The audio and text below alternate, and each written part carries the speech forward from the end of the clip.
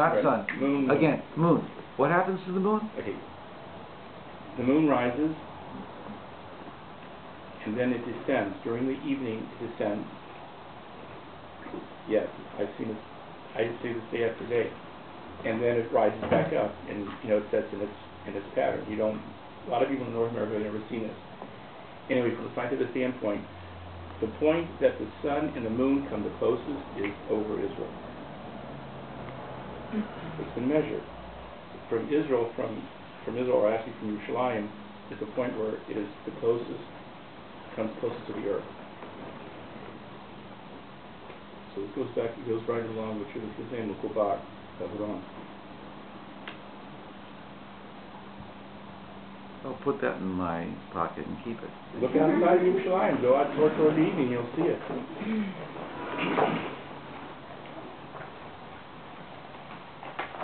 Anybody ever see? Has anyone ever seen the sun in the moon? Anybody ever see During the day, yeah. see a nice, perfect Wow. solar eclipse Yeah. where the moon comes between us and the sun? And so we see that the incredible mathematical precision of size and distance. Size-distance ratio. That they look like they're exactly the same size from the point of view of the Earth. And yet, of course, it's so amazing. I think I heard once it's 400 times greater, and yet the distance makes up. Did you know that except for the time when you've seen eclipse, they didn't really know that that the sun had a crown? Only when you see the eclipse, you see the crown around, there's a shape, a movement around the sun itself. It's only visible in that picture. Cancer.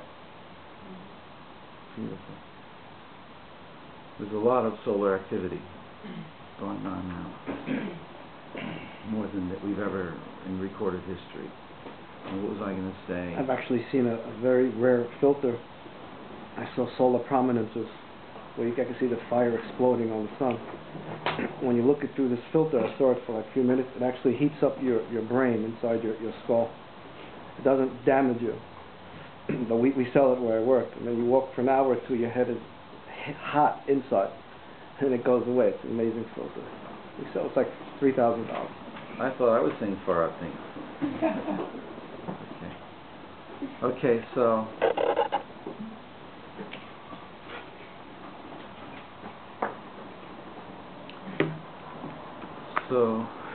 I would like to share a little bit more, but anybody please who thinks of something you want to say or share. So he goes on in this text, Rabbi Yaakov Moshe Chalaf, and he says, for the lower world is a carbon copy of the supernal world, and it merely serves to reveal below what is already revealed above. Basically, the way I used to see it is that it's like if you take a Xerox you Xerox a page, and then you have the Xerox, and you Xerox the Xerox, and you Xerox the third Xerox, and you Xerox the fourth Xerox, and you Xerox the fifth, until you Xerox the 10th. You're getting the same image, but it's fuzzier. You've lost a lot of the exactness of the first. So that's just an example of what the Mekubalim, what the Kabbalists teach us about how Hashem made lower and lower dimensions of reality, and yet when the Torah speaks about something, it speaks about it on all those levels. It speaks about it on with the same words about the spiritual, and yet it seems to most people that it's speaking about the physical. This is a beautiful secret of the Torah. It's a beautiful idea that the Torah speaks on many levels. He who thinks it's only speaking on the physical level will miss out the inside. I do a whole thing with this in my book on the incense spices. I say that in the actual text of the Torah, it seems like it's talking about a bunch of spices, but really what it's talking about is cosmological information that the Torah is giving us about the creation of the universe. And it's far out. It's like it's just right there. The idea is always there. I just applied it specifically to the incense, and it's very powerful. A little bit more. They are thus not two separate realities, but rather olam echad kaful, one single double reality. So sin caused the seamless unity of this world and the supernal world to be sundered, making them seemingly disparate from each other until the future when their essence unity will be revealed. The truth is that it's a contradiction what he says, unless you retranslate it, is that what we did, we caused heaven to become hidden. And heaven is there, but it's hidden from our eyes. It's similar to the relationship between the name of God that we say, which is Adonai, and the name of God that we don't say, which is Yud Kei Vav Kei. It's always there. And as you see, from the early age of a child tries to read the name Yud Kei Vav Kei, the teacher or the parent or whoever will say, no, you shouldn't say that. We say Adon. From that moment on, we become schizophrenic. We see one thing and say another. Right? There's over 1,800 times in the Torah itself that we see one thing and we say something else. It's called a ktiv and a kri. A kri and a ktiv. What you see is not what you say. It becomes so normal, you don't think anymore.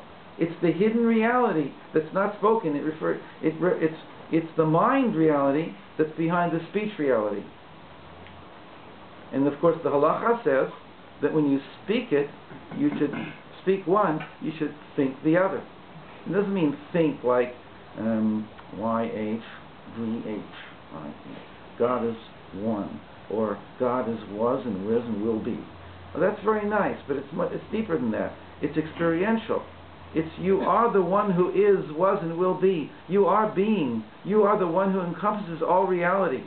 That's the ladder of thoughts that you can go up when you see the Yud Kei Vav Kei. Because the Hey below, the Vav above it, the Hey above it, and ultimately the Yud above it, it's a ladder that leads us back from the bottom all the way to the essence of all reality. We go back to the source, and then we come back down into physical reality, having touched the essence. So you could draw it in a sense by having the Aleph, Dalet, Nun, Yud at the bottom here, horizontal, and the Yud Kei Vav Kei towering up above it. It's the vertical reality that's perpendicular to our horizontal reality. That's the concept of the ladder of Jacob. And we ourselves are that ladder. What is the horizontal? The horizontal is what we say, the left brain verbal consciousness that we live with, which is really only a tiny reality compared to the heavenly reality that towers above us and surrounds us and encompasses us and embraces us. So in fact, there is only one reality, the vertical one, because... Oh, the vertical and the horizontal are one unified reality. We only see... Because there is before and after in the horizontal reality. Past and future. Past and future, which doesn't exist in the present? Almost? What were you going to say? No, it doesn't exist in regard to God. And the reality is, I mean, the proof is that when you're doing teshuvah, all sins are forgiven, kind of, like you transform it. It's a transformation. In something good. Why? At that time, it doesn't stay with you, because it's transformed. How is it transformed? Because you came into a vertical reality, and so it doesn't exist anymore. The past is transformed into something else.